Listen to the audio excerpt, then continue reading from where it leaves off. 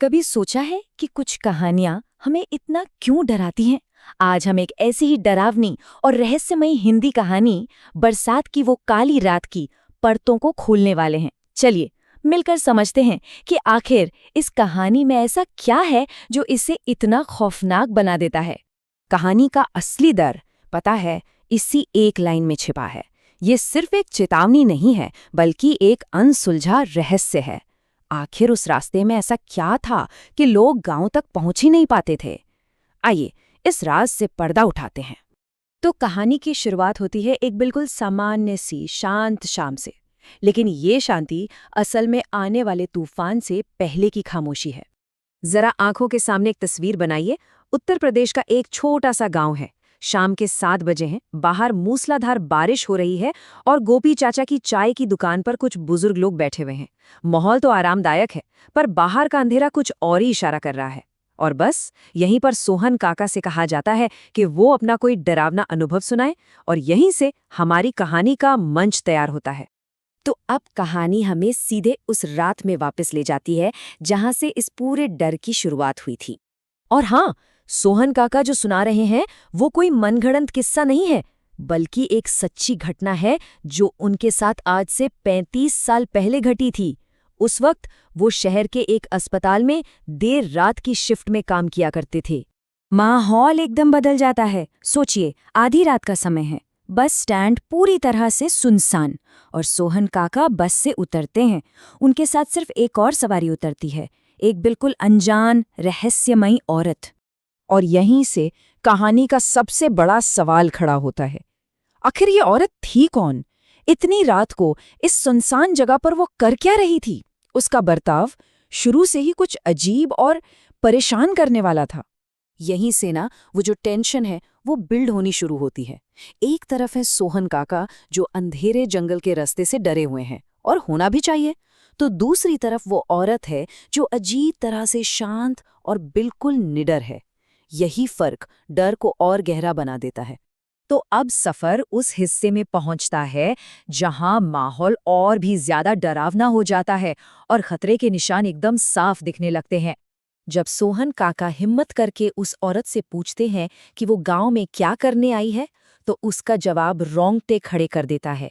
वो कहती है, मैं यहां से किसी को साथ ले जाने आई हूं। सोचिए, इस एक वाक्य में कितना खौफ और कितना रहस्य छिपा हुआ है। इस सफर में अब एक बहुत ही अहम मोड़ आता है। चलते चलते उन्हें रास्ते में एक अजीब सा बोर्ड लगा दिखाई देता है, खतरे का एक साफ साफ संकेत। जरा सोचिए, इस बोर्ड पर लिखी ये लाइनें कितनी भयानक और उलझन भरी हैं।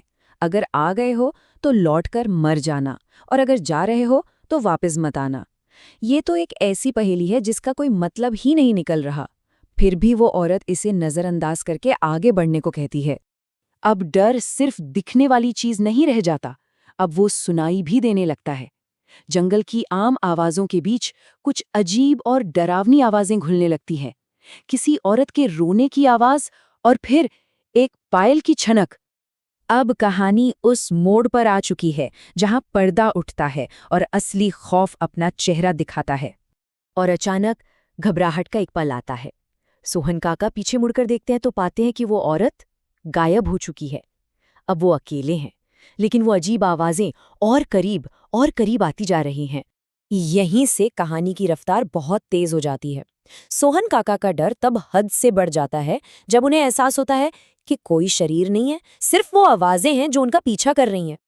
और तभी एक भयानक बदलाव आता है। वो जो रोने की आवाज थी, वो अचानक एक खौफनाक जोरदार हंसी में बदल जाती है। ये वो पल है जब डर अपनी सारी हदें पार कर जाता है।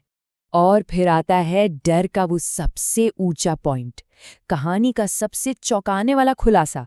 आसमान में जोर से बिजली कड़कती है, और उस एक पल की रोशनी में सोहन काका को उस औरत का असली अमानवीय रूप दिख जाता है। तो सवाल ये है कि उस एक खौफनाक रात का सोहन काका की जिंदगी पर आखिर क्या असर पड़ा। उस रात के बाद का जो सदमा था वो बहुत गहरा था। मतलब वो सिर्फ एक डरावनी कहानी नहीं थी, वो एक ऐसी घटना थी जिसने सोहन काका की जिंदगी को हमेशा हमेशा के लिए बदल कर रख दिया। और इसी के साथ हम वापस आ जाते हैं आज के समय में, गोपी चाचा की चाय की दुकान पर।